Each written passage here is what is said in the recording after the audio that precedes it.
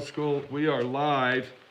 Before I get started, I want to ask everybody to thumbs this video up if you like it, subscribe to this channel, and also while you're at it, hit the little bell to get notifications that I'm online.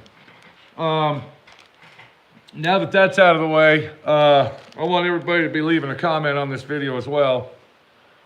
Hang on one second. It looks like my camera is filthy dirty. Okay, is that better, guys? Can you see me? Are we there? Okay, we got 4 people watching. Can you hear me? If you can, if everything looks good, it's all working, leave a comment. Let me know. I don't want to waste my time on this video. I don't like live videos. Everybody that watches me knows that. How y'all doing out there? I see comments. Eric, somebody else, I went too fast. Okay, everything's good. Thank you very much, buddy. I want to say hi to everybody out there. And if you're from another country besides America, I want to thank you for joining in. Tell all your friends about my friend Pete. That's a plus situation because I'm going to get one more view out of the situation. Did that make sense? That might be the solution to the situation. Before we go out in the shop, I want to go ahead and talk about a little bit about life. Every now and then, when you're by yourself, you sit around and you ask yourself, what was the best time of my life? When was the best time? Let me go ahead. Okay, is that better? Is that a little better, guys? Okay, there you go. Okay, what I'm saying is you get to a certain age and you start remembering and you start going back in time and you ask yourself, what was the best time of my life? When was the best time of my life? When I was a teenager and I was basically homeless, living in the streets, and didn't have any money, yet I had a job. Believe it or not, I worked. Has anybody, or does anybody remember, this is another thing, makes you feel old. Do you remember when you used to make $3 an hour, $2.85 an hour? Because that's what I did in the 70s. And every dime that I had was basically just to get to work, buy my cigarettes, and something to eat at night. I didn't even make enough money. I mean, I was living in a boiler room. Anybody out there that knows what a boiler room is, that's basically a big giant closet with a big giant boiler, and that's what heats the building. I was living in a boiler room. My fucking mom wouldn't even let me stay at her house. I was actually staying like 3 blocks away. 3 blocks away from my own mom's house, middle of the fucking winter. And she wouldn't let me stay at her house. Eventually, when the temperatures got below 0, she said, okay, you can stay at my house, but you gotta leave at 5 o'clock in the morning. When I get up and leave, you can't stay in here. Thank you. Thank you very much, Mom. I will say that my mom is dead. I'm gonna put that in my pocket because we might get loud. My mom passed away. She had bone cancer. You can basically tell by the conversation that me and my mom didn't have a good relationship. Anybody that doesn't know, I grew up in fucking boys' ranches most of my life. I didn't grow up at home with mommy and daddy and have a beautiful situation going. But I'm not going to sit here and tell you about this because I'm not feeling sorry for myself. I took myself out of the fucking rut and made something of myself.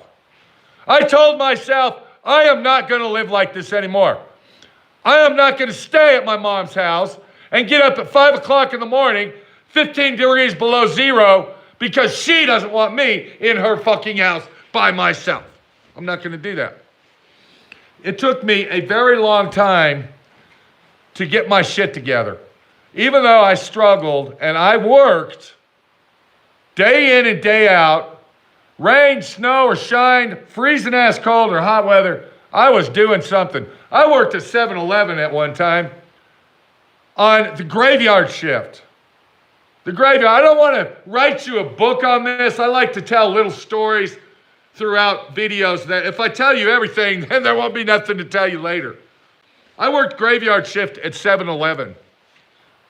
I think I made $3.50 an hour. I worked at a place called Stop and Go. I worked the swing shift there, 3 o'clock to 12 o'clock. Somebody was stealing money from the register, and they blamed me for it, my friend Pete. They were recalculating the gas pumps, and I don't know how they were doing that, but back then they weren't computerized. They were manual clickers. So they were going in there and changing all the numbers around, and then they'd, take money out of the register. They blamed me for that shit. They broke in my motherfucking house. I was living in the basement of this house, paying $60, $70, $100 a month. Kicked the doors in, treated me like I was a vicious, violent criminal, and arrested me. I had to get bail. I had to get a lawyer. I had to go to court. It took 2 fucking years to prove I was innocent. I had to take 7 polygraph tests.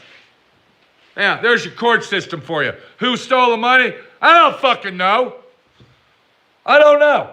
Did they apologize? Hell no. They didn't apologize to me. Because to this day, they probably still think that I stole the money. So anyway, back to what I was saying. I pulled myself out of the rut. And this is how it happened. And I'm going to tell you this, because there's a lot of people out there that email me, they'll call me on the phone, and they want to talk to my friend Pete. I love talking to people. I'm a people person. If you got a fucking problem, call my friend Pete. Okay, my ear's right here. I can still hear. I can pick up the phone and I can talk to you. If you got situations you don't have anybody to talk to, my nickname's my friend Pete. I listen. When I first started doing videos, I'm going to go into this little story and then we're going to go back to the original situation. Then we got to go outside because I don't know how much battery life I got. When I first started doing videos, probably about 3 years into it, I had this guy that was calling me on the phone, and he was telling me that his life is over. It's done. He was telling me that he was going to commit suicide, my friend Pete. I'm going to fucking do it. I tried to play the reverse psychology situation on him, but he didn't go for it. I tried to talk to him. He didn't go for it. In the end, to make a long story short, I had his mother call me because there was a letter, and the letter was sent to me. He committed suicide, and he wanted to thank me for doing everything in my power to help him cope with his problems. I'm not going to go into it, what the fucking problems were. He sent me a letter in the mail. It was very, very devastating. It was very horrific. It was very, what can I say, spooky. That some guy that committed suicide wrote me a letter to have sent to me after he died. It wasn't a letter that stated, you're a piece of shit, you didn't help me, fuck off. It was a letter that said, my friend Pete, I appreciate everything you've done for me in the last year. You saved my soul. You took all the hate and all the destruction from my life. So when I finally have my last moment on earth, I can go to heaven. I pray to Jesus Christ, Father, Son, Holy Spirit, amen, that he went to heaven. Or purgatory at least. I pray to God that something happened to that guy. The mother called me for approximately 2 or 3 months and talked to me. I finally lost contact with her and she ended up, fading away. I have had people call me. I made a video about the Colorado governor. The governor of Colorado is a gay homosexual. He's got his lover living in the governor's house. I am not going to go into the details I will tell you this, I will never visit the governor's house in Colorado. But I don't want to give you my thoughts on that deal. I made a video and we made a silly comment about it when I was over at Colorado Bob's place one time. I had a gay person that watches my videos email me, and it was basically a book. Now, I don't care if you're gay. I don't care if you're a transvestite. I don't care what your sexual relationship is with yourself. Because that's something that you have to deal with. And I have never really had any issues or problems with gay people. I try to be as polite and as courteous to him as I can. When we made the comment about the gay governor, it was a silly comment that might be said on a comedy act, you might say. I ended up, after reading the guy's letter, I ended up taking the video off because I felt bad that I, what can I say, tarnished him and made him feel like a piece of shit, I guess. I don't know. So what I'm telling you is I get a lot of people that call me on all kinds of shit. Sometimes I think about the guy that committed suicide. No, I don't have the letter. If I had it, I would share it with you. After I got the letter, I was debating on making a video about that for my other YouTube channel, Cork. But YouTube started classifying all these rules and regulations about you can't do this, you can't do that, you can't say this, you can't do that, and all this other shit. So I didn't make the video, but it used to sit on my desk and it was creepy, it was haunting. And I threw it in the trash and burned it. Before I burned it, I did pray over it, asking Jesus to forgive his sin. Because let me tell you something, I'm a Catholic, I will die a Catholic, and the Catholic religion will not accept suicide as a death. But once again, I prayed for his soul, and hopefully he went to heaven. I don't know. Back to the situation. I was telling you about people that can't get out of the rut and can't get ahead in life and possibly are in their 30s, 40s, maybe 50s and still losing it somewhere down the line. This is what got me out of my rut. And if I wouldn't have done this, I would still be a fucking loser in Denver, Colorado. I worked for a place called Sanford Homes. I know how to build houses. I know how to do construction work. I know how to paint cars. I know how to weld. I know how to do everything. I can lay fucking concrete if I want to, if I had the tools and the equipment. But I don't, so I can't. What I'm trying to say is I'm a go-getter, get-her-done motherfucker, and I don't back down from issues. And when you back down and you tell yourself, I can't do that, but it has to be done, when you say, I can't do that, you are putting yourself in the fucking gutter. You are taking your respect for yourself and you are throwing it in the trash. And what does that do, people? It depresses you. It brings you to the point of, I'm a piece of shit. I am a loser. Even if you get off your ass and you try, if you even just try to figure it out and get your hands dirty, put that fucking elbow grease to work, get on your knees and do the job. Even if you just try it, even if you fail, you can tell yourself, hey, I'm not a loser, I'm not a quitter, I tried it, I failed, now I gotta call somebody to do it for me. Anyway, what got me out of the situation I was in with my loser fucking mom and my loser family and all the shit that I was going through when I was a teenager is I worked at a place called Sanford Homes. They were a big home builder, I might as well say corporation. They built tons and tons of houses in Denver, Colorado. You can look them up. And they were asking for volunteers that would move to Dallas, Texas for 1 year. They were going to give me $1 an hour raise. And at that time, $1 was a lot of money. I was making $4.50 an hour.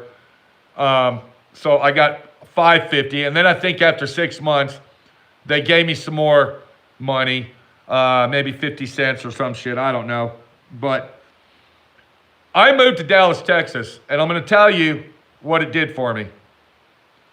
It took me away from the hate and the depression that I was involved in. It took me away from the chains that were binding me to stay there.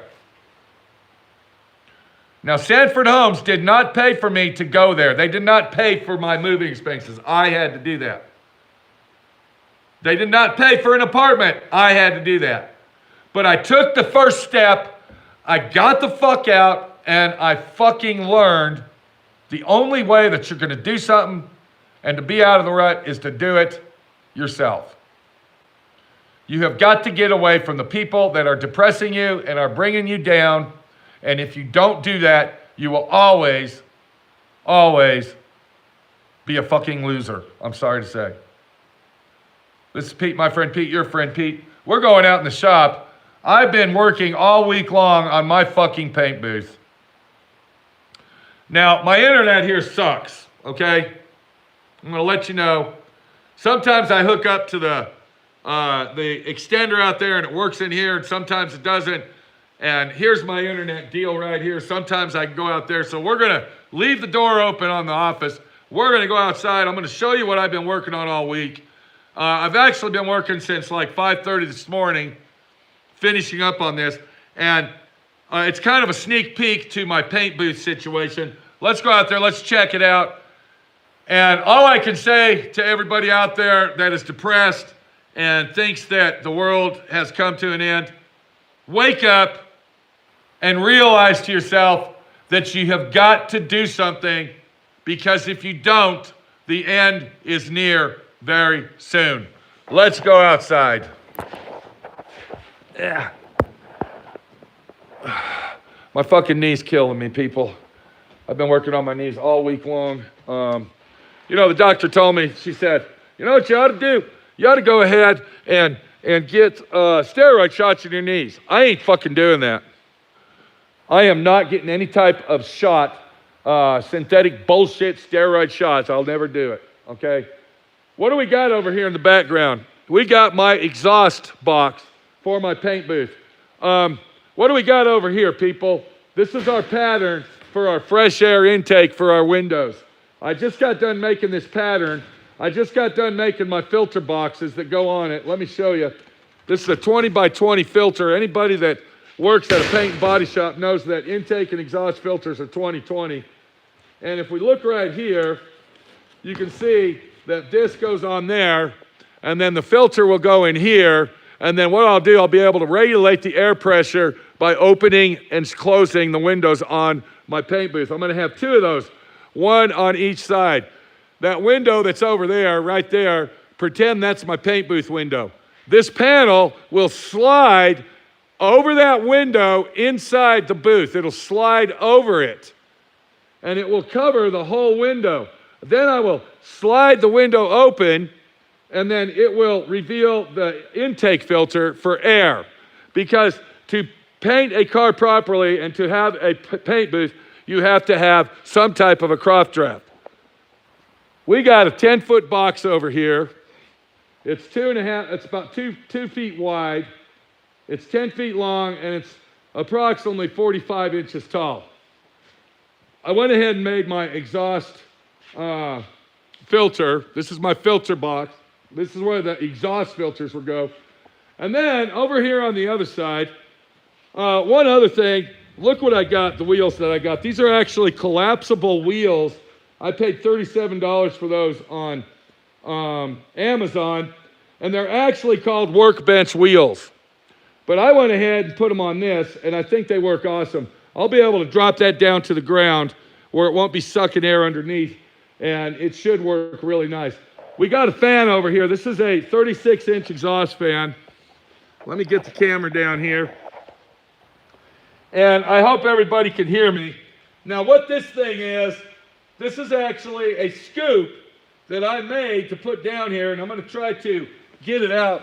So we're going to go like that, and then it unfolds like that, and then we kind of open that one up, and then we come over here, and we open this up, and you'll see all this in the video set when we get to it. And then you kind of take it like this, and I'm doing this one-handed, so it's kind of hard.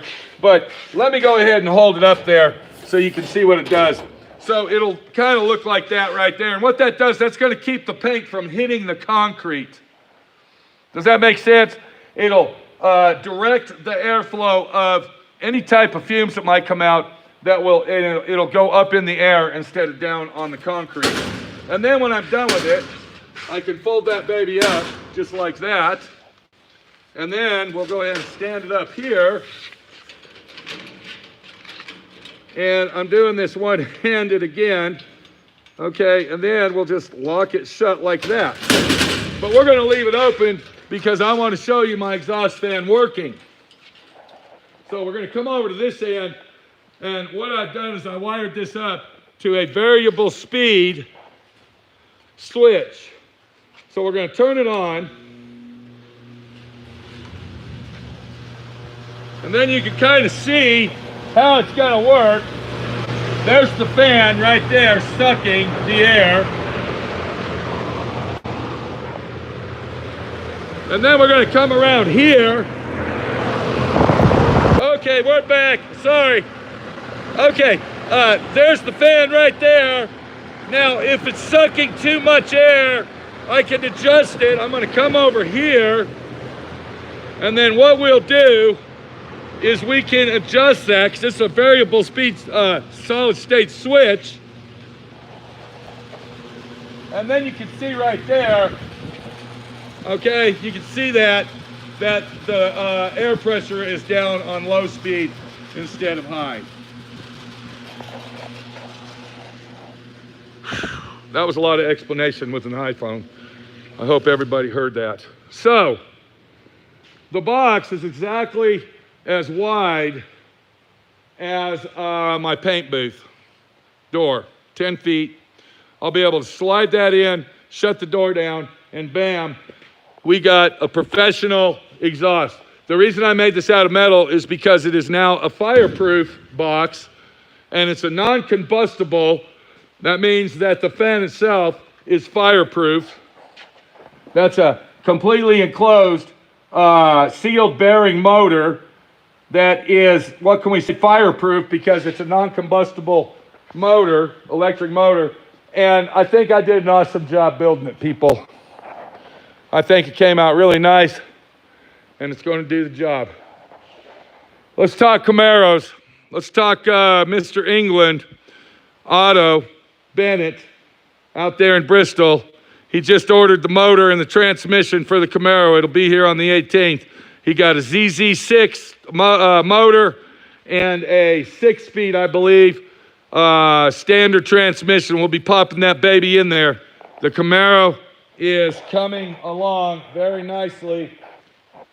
He also went ahead and paid for the wire harness. So we're going to be getting on that right away and getting that baby wired up. I got to gut the car out.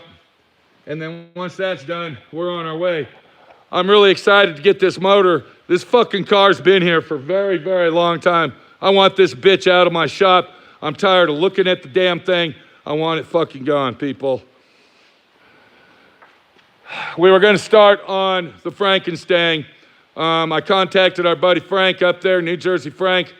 We're going to have to put a hold on it, people, because we got this bitch right here that we got to tend to. We have got to get this Mercedes out of the door. I still have to hand block this car. This is polyester primer. I have got to hand block this whole fucking car, go over the bodywork in detail, fine-tune detail, and re-prime the car one more time, and then block it for paint. Major, major job right there, people. Major job. Let's go look at our Mustang. I think I already showed you all this shit. Actually, that electric motor had louvers, and I took the louvers off and encased in a cage. The louvers were really actually restricting the airflow, to be honest with you. So I'll keep those louvers for spare louvers for my fan in the other room. Let's go over here. I'm just going to kind of gander in there. I'm not going to walk in there because we're going to lose connection.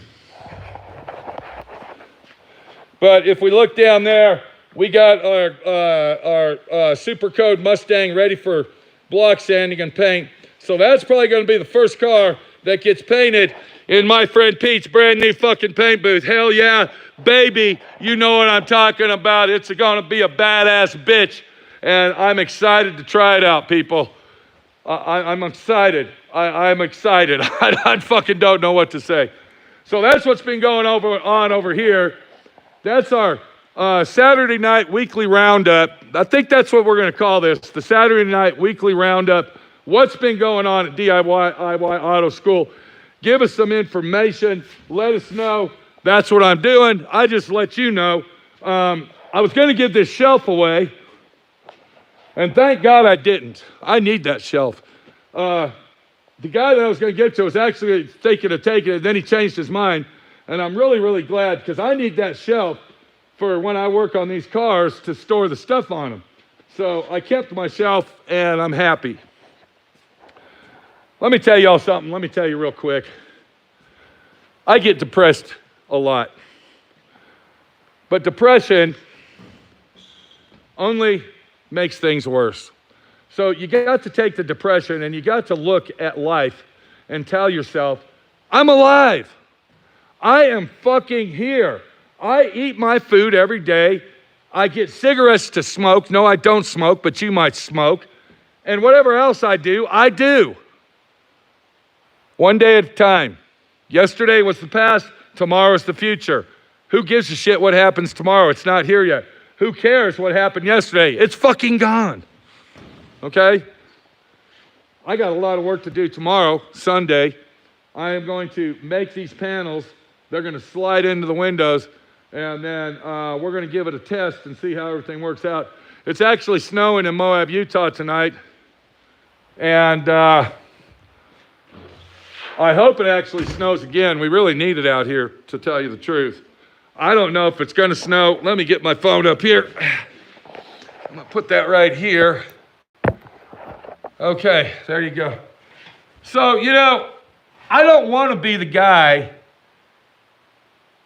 that is your personal psychiatrist, you might say. I don't want to give you that kind of angle. I don't want to do that. Because the only psychiatrist you need is yourself. If you go to a psychiatrist, what's the first thing they want you to do? Can anybody answer that, please? What is the first thing a psychiatrist wants you to do when you go see them? We don't have any answers? Nobody's ever been to a fucking psychiatrist. You're shitting me. Okay? I don't know if anybody's answered, done the right answer. No, not bring money, not pay. Exactly. Who is that? I can't read. Carson. Exactly. They want you to take fucking drugs. That's exactly right. You must have been to a psychiatrist, bitch. Did you wake up and did you tell yourself, fuck this, I'm not taking those drugs. I'm not going to do that. That's the first thing a psychiatrist does is give you a prescription to antidepressant drugs. And what does that do, people? What does that do? Carson, what name? Is your last name Carn or Carson? Tell me what that does. It makes things worse. It fucking makes it worse when you're taking the drugs that the psychiatrist gave you. They're not using reverse psychology on you. They're turning you into a professional, legalized drug addict is what they're doing. The only way that you're going to get out of your situation is to wake the fuck up, people. This is D.I.Y Auto School. This is where we're learning. If you leave a comment and say, gee, I wish you'd show us something about cars instead of this. D.I.Y Auto School. Yeah, we're not done until you know everything. Do you think that was just about cars? Do you think my buddy, my old buddy Ken, camera guy Ken, which I've never seen in probably 8 years, I don't know what, he disappeared. Do you think he said that for nothing? He said that for a reason, people. You will never know everything until everything clears your fucking head up and you're straight. This is Pete, my friend Pete, your friend Pete. I got to get in the house. I'm sorry, I got to go, people. It's time to say goodbye. We got a little special guest here for you. Yeah, I hear you, buddy. Hang on a minute. We got a special guest for you. Let me go shrug his shoulder. He's going to come over here, and he's going to tell you what he thinks about it. Okay, hang on. He's right here. Yeah, buddy, I see you. Okay, take it easy, partner. Well, by God, son of a bitch, what the hell? I said, hang on, partner. Relax. It's okay. You're going on next, bitch. Hey, I ain't your bitch. What the hell you called me a bitch for, bitch? Hell yes. How y'all doing? That's Sammy Salami straight out of Miami, you cocksucker. We're right here over at D.I.Y Honor School. My friend Pete just woke me up because I got videos to make. I got videos to make so you can watch them. I'm the edit guy over here. I'm the one that makes up all these little bullshit things, not my friend Pete. I got my beautiful hat. My friend Pete said, wear that beautiful hat. Show people your beautiful hat, Sammy Salami. But tell you what, though, you're not going to Miami, bitch. I said, son of a bitch, why not, my friend Pete? You got videos to make. Get to work, you cocksucker, son of a bitch. I got to go, Sammy Salami, straight out of Miami. We're going to be making some videos right here. Here's our edit machine. Let me get that baby up. You can see it right there. I just turned it on. We're going to get the edit machine up. We're going to be bubbling them. We're going to be boiling them. We're going to be cooking them up. We're going to be making them, mashing them, slapping them, and giving them to you. One way or another, you cocksucker. You're going to get some situations. We'll see you later. Take it easy, my friend. I didn't say my friend. I'm not your fucking friend, son of a bitch. Look what you're making me do. You're making me spit my shit out. Come on, people. I'm not your friend. I'm Sammy Salami, straight out of my beautiful hat that I got right here. That's what it's all about, being beautiful, people. Be beautiful, my friend. Be beautiful. We got to go. Can I do this? My friend Pete never lets me come on live. It's not a live situation with my... I'm a happy guy today. I got my hat, people. I got it. We got to go, people. Goodbye.